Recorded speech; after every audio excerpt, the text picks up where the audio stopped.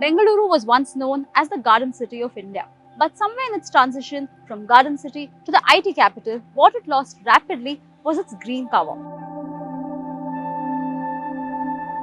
Now, with extreme weather conditions being reported more frequently, and with the experts pointing out what they call is the urban heat island phenomenon, there is need to pay close attention to the ecology of the city. Trees play a crucial role in the ecology. Ecologists say that Bengaluru's tree diversity has a large palette of over 50 species which have historically been used for greening in different areas. According to the Bengaluru civic body, there are close to 20 lakh trees in the city.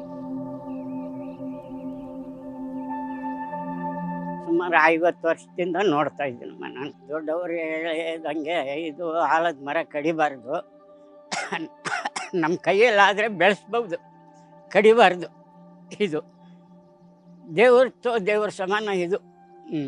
We've studied Bangalore's tree diversity quite a bit, and using analyses of trees on streets and parks and home gardens in other parts of the city.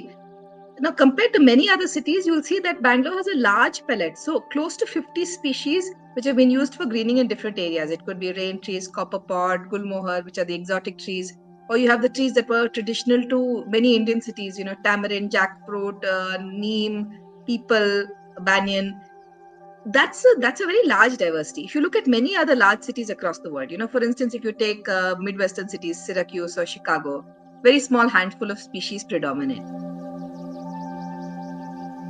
We are at BEML Gate in East Bengaluru, and at this busy junction on Suranjandas Road, what you see behind me is a tree that residents have seen for as long as they can remember.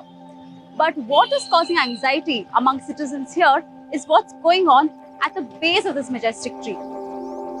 Its roots stand exposed, almost unnaturally manicured, and beside it, you can see construction around the Kempegowda statue. When you have a new or an ongoing infrastructure project, you should factor in their location from the start. For instance, we have seen that a small change in road design. Let's say you have the large trees on the side of the road and you're widening the road. Widen to the left or the right and keep these existing large trees as a median in the new road, in the new widened road. That's one way of protecting them. Every year, especially during the monsoon season, we have been coming across instances of tree falls in Bengaluru, sometimes, unfortunately, resulting in fatalities. This August, a 49-year-old auto driver tragically succumbed to severe head injuries he suffered when a tree fell on his auto rickshaw in Vijayanagar. BBMP Forest Cell officials confirmed that weakened roots caused the tree to fall. So what's ailing our trees? We spoke to some experts. The thing is that I would say wind passes through everywhere, but when they pass through the roads and lanes, they're getting funneled in such a way that their velocity is very high. That makes the trees to fall when the trees are resisting the high wind velocity.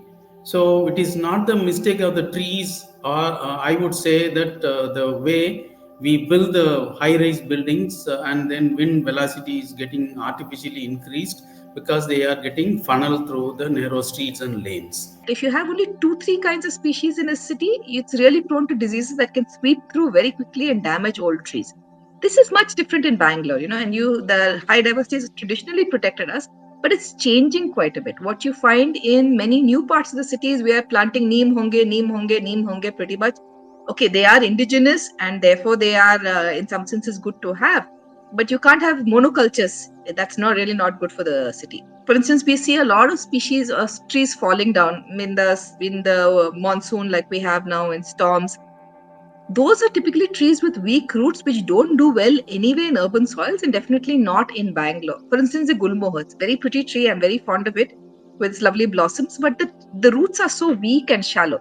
So once it's 20-30 years old, it becomes very prone to falling. Similarly, the Singapore cherry, another lovely tree which grows very quickly, but it's not going to last more than 20-30 years. So we should not have a kind of blanket idea that if all the trees have to be having a nice looking flower, or basically the landscape in Bangalore, we give more importance for nice looking nice colorful flowering trees.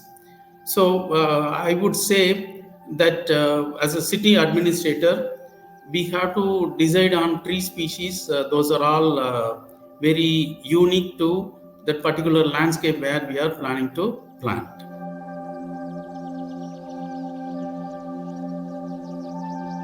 We need a tree planting policy. We need to plant aggressively, but very wisely. And what I mean by that is we shouldn't be planting on lake beds.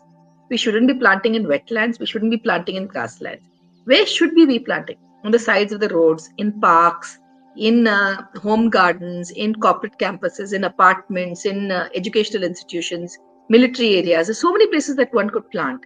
And what should you be planting? Certain kinds of species that give you flower, fruit, and shade, because that's what you need in the city. If you have a tree story to share or you spot a tree in danger, let us know in the comments below. For more such stories and videos, follow The Hindu.